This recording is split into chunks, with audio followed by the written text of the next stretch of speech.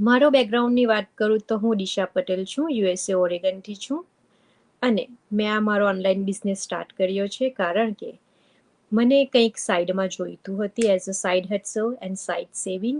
અને હું મારો પોતાનો ફિઝિકલ બિઝનેસ ઓન કરું છું.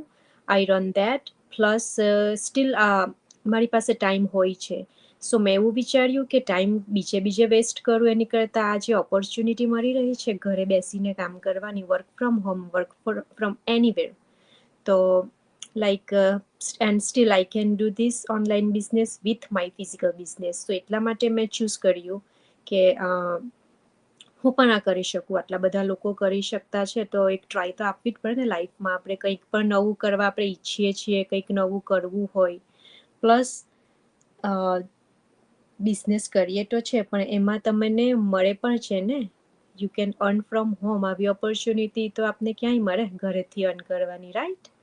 સો the second question is why you joined this online business. Over to you, Rashni.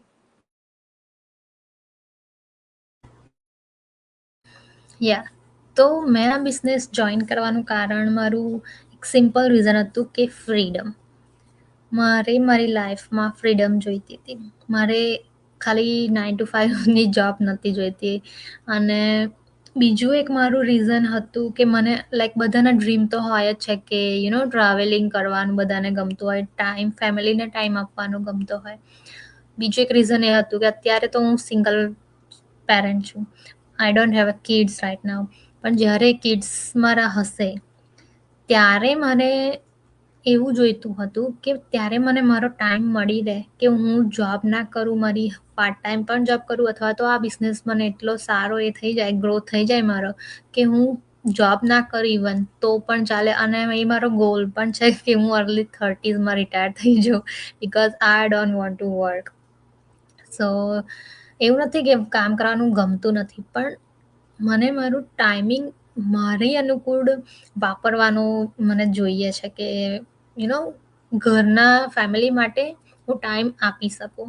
એવું નહીં કે આખો દિવસ બહાર જ રહેવાનું અને બહારથી જોબ જ કરી દેવાની, એવું નથી.